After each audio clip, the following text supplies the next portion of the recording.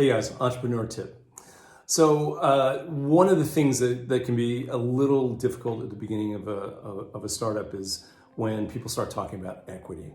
And I know that in my own career, this used to be a very difficult thing to discuss because when we're a founder, when it's our idea, we tend to think that it kind of belongs to us and we don't want to give anything away, or who are these people who are just bringing money? It's if it wasn't for me, none of this would be here.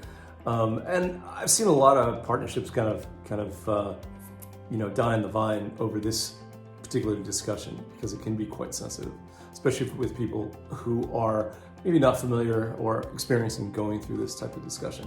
And I just want to share my perspective on it because I've gone through it myself. As I've gone through a number of experiences and developed a bunch of companies, ultimately you're always going to have to, at some point, have that discussion, and it's good not to be uncomfortable with it. It's good to be really transparent about it, and develop a culture with the people that you're dealing with, whether it's future partners or current partners, people you work with. It's just being really direct, and expressing your feelings. Because feelings are real and there's nothing to be ashamed about, especially if there's nothing personal about it. But I want to flip the script a little bit, because a lot of times these conversations are framed from the point of view of what do they want me to give up? How much do I have to give? And I want to flip it by saying, okay, what do these future partners bring potentially to the situation?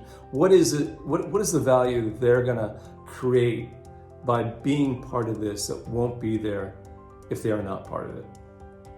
I find that this is more art than science. When people are getting together to form a company, and if they're everybody's bringing a certain amount of IP or goodwill or ideas or sweat equity, then there's no scientific way to do it, really. You just kind of got to do what feels good. Obviously, if you get an investor and they're going to throw in $1 million, $5 million, whatever, then there are venture capitalists and all sorts of other ways to kind of apportion value based on share value and the company value.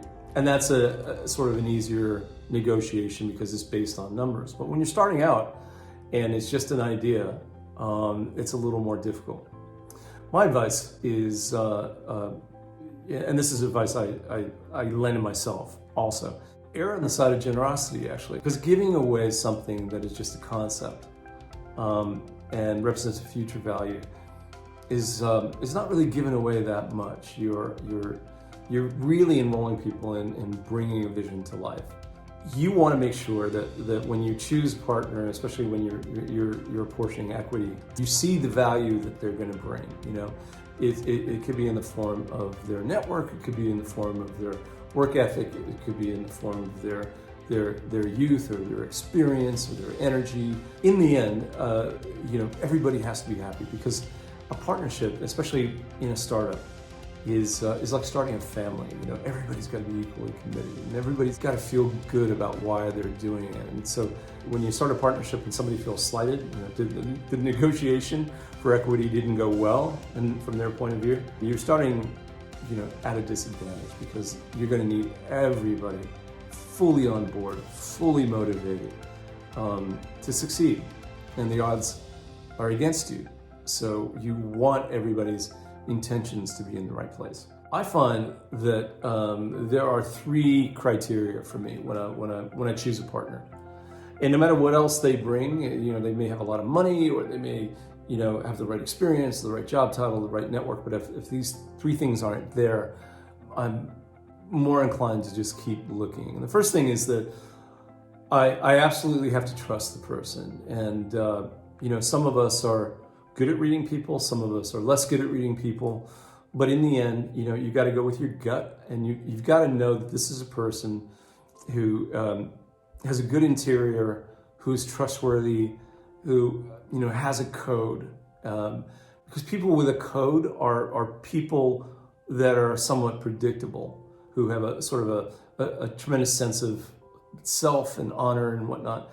that it'll be difficult for these people to let you down, to not keep their word, to not keep their commitments, because it's just not who they are. The second criterion I look for is that I really actually care about them as people. I care about their well-being, I care about their success, and I want them to be successful. I want them to get rich. I want them to succeed. They are like family. I want them to get there with me.